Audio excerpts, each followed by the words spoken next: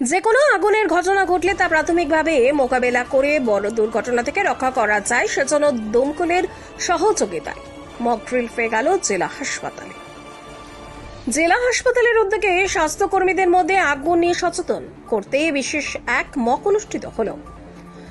কোনো বড় আগুনের ঘটনায় ভয় না পেয়ে প্রাথমিক উপায়ে সেই আগুন নেভানোর বিভিন্ন উপায় মক ড্রিল মধ্য দিয়ে তুলে ধরেন দমকল কর্মীরা।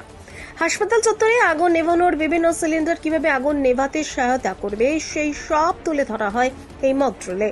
এই পুরো বিষয়টি বিস্তারিত তুলে ধরেন শিলিগুড়ি জেলা হাসপাতাল সুপার ডক্টর চন্দন ঘোষ। তিনি জানান, প্রথমে এই বিষয় নিয়ে প্রাথমিক আলোচনা হয়েছে, এরপর মক ড্রিলের মধ্যে তা তুলে ধরা হলো। এরপর উচ্চ পর্যায়ে সকলের অনুমতি নিয়ে হাসপাতালে একই আগুনের ঘটনার ডেমনস্ট্রেশন করার ইচ্ছে রয়েছে। এটা হলে স্বাস্থ্যকর্মীরা এ বিষয়ে খুব উপকৃত হবে।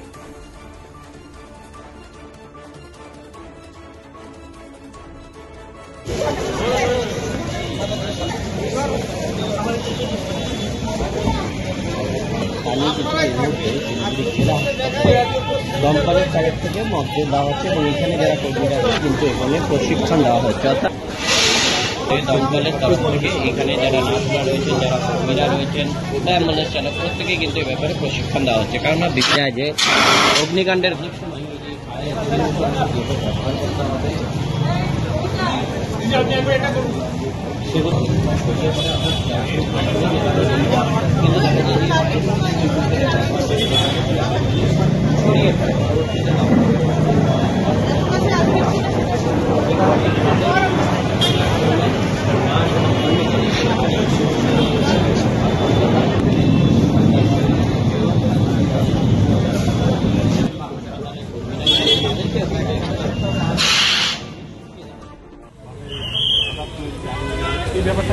এটা একদমই রুটিন প্রসিডিওর। আমরা প্রতি 2-3 মাসে একবার করে করতে থাকি।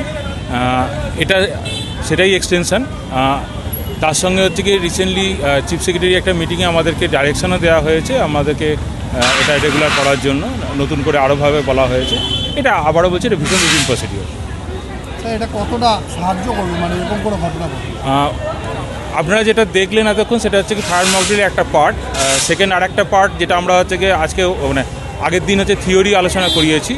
আর থার্ডলি যেটা সেটা হচ্ছে কি আজকে কোনো একটা মিটিংয়ে আমরা প্ল্যান করছি আরও বেটার একটা হচ্ছে কি মক ড্রিল করার জন্য। এটা যেটা করা হচ্ছে যে তাহলে এই ইকুইপমেন্টসগুলো কীভাবে ব্যবহার করা হয়, এর পাশাপাশি আরেকটা আছে যেটা হচ্ছে কি ওয়াটার রিজার্ভার, তার পাম্প, তার কী বলে জল যে থ্রো করা হয় সেটা ট্রেনিংও প্রায় 2-3 মাস আগে একটা হয়েছে। আর নেক্সট মানে থিওরি পার্টস তো আলোচনা হয়েছে। এবার যেটা আমরা হচ্ছে কি ভাবছি সেটা হচ্ছে যে কোনো একটা ওয়ার্ডে নর্মালি হচ্ছে যদি কিছু ভাবা হয় তো সেক্ষেত্রে আমাদের ওইখানে কি করা উচিত, ঠিক আছে, সেইটা হচ্ছে গিয়ে মক ড্রিল করা। মানে আমরা এইগুলি করে হচ্ছে কি ট্রেনিংগুলো নিয়ে ক্রমশ শিখে নিজেদেরকে রেডি করে একটা হচ্ছে কি আর্টিফিশিয়াল ব্যাপারটাকে কীভাবে করা যায় সেটার জন্য আমরা যেখানে হচ্ছে পারমিশন নিতে লাগে সেরকম পারমিশন নিয়ে একটা আমরা করতে চাইছি, যাতে হচ্ছে কি অনেক বেটার আমাদের নিজেদের হচ্ছে কি কনফিডেন্স তৈরি হয় এবং হচ্ছে কি একটা এক্সপোজার হয়।